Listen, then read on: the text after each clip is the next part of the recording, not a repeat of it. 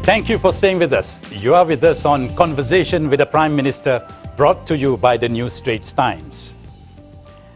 Datuk Seri, baru-baru ini rakyat menerima khabar gembira dengan pengagihan dana seperti Bantuan Rakyat Satu Malaysia, BRIM 2 dan sebagainya. Bagaimanapun, ada yang mempunyai pendapat berbeza. Saya ingin menjemput satu lagi soalan di kalangan penonton kita. Dipersilakan, Cik Ali.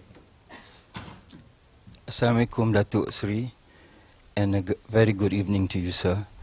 I'm Ali Kuti bin Muhammad from Kota Baru, Kelantan. I'd like to ask you a question regarding BRIM. A lot of people are saying that BRIM is actually a temporary gimmick and a political one too. So sincerely, sir, we like to know what are the reasons behind BRIM. Thank you. I can assure you that this is part and parcel of our overall economic strategy, new economic strategy for the country. As you know, we've been giving out a lot of subsidies in an indirect manner. For example, our petroleum subsidy, that alone is costs us 23 billion ringgit a year. And the other subsidies and incentives, they tantamount to 30 billion a year.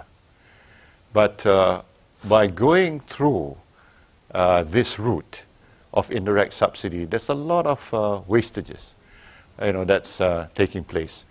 For example, when you give subsidy for petrol, for example, those people in the higher income bracket will also be able to avail themselves of that subsidy. Foreigners, tourists who come here, and foreign workers as well will benefit from it. And not to mention, some of them will be selling diesel across the border. So there's an awful lot of wastage that takes place because of, subsidies are basically not efficient and not targeted. So as a significant shift in our policy, we have gone for more targeted, focused subsidy. We've decided that people whose income is at the level of 3,000 and below will be given BRIM, and that's really the target group that we want to assist. So by doing BRIM, even this BRIM 2.0, which is bigger than BRIM 1.0, the total cost is only about 3 billion. Imagine that compared to the 30 billion in terms of indirect subsidies and incentive. And we believe that BRIM is well received, and it is fair and equitable. It helps the right people. So we will continue with BRIM.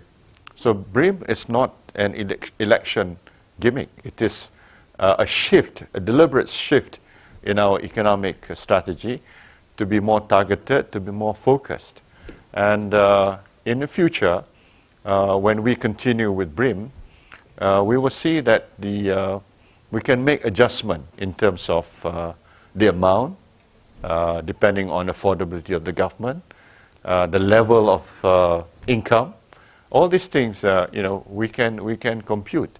And there is also another argument in terms of the economic impact. As you know, GDP or GNI increases is a combination of investment plus consumption plus export minus import. So if through BRIM, when people get BRIM, they spend. So what happens? The local economy gets a very strong impetus, and that helps to fuel our economic growth. So you can see that in terms of being inclusive, helping the lower income group, BRIM is very effective. And secondly, in terms of stimulating the economy. So, the shopkeepers, those people who sell products, even those petty traders, for example, will benefit from BRIM, because when people get money, they actually go out and buy things that they require, buy services, and that's good for the local economy and good for the domestic economy. Datuk Seri, one of the issues affecting the people is street crime. Now, while the crime index is on the decrease, there is some degree of skepticism among the general public. I have here with me a question from a reader from Sabah who unfortunately is not with us tonight. His question is, Datuk Seri, nowadays I don't feel safe whenever I walk on the streets. Is the government doing anything about it? Yes, we're committed to reduce crime. But we didn't promise we're going to abolish, or that we can do things that will abolish and reduce to zero crime in this country. We didn't promise that. What we promised is a steady reduction of crime in this country. And based on statistics, for example, in 2009, the reported crime was at about 210,000, roughly. And in 2011, it went down to 160,000. And within the same period, snatch or street crime came down as much as 40%. But of course, you will hear of your friends or family members or even yourself, of situations in which you've been robbed, or you've seen or you know people who have experienced some sort of crime against them. That's because crime still takes place in this country. So basically, instead of arguing about statistics, I don't think we want to engage in that kind of polemics. What we need to do is actually to work closely together with the government, with the police, with the law enforcement agencies, the private sector, local resident associations, for example.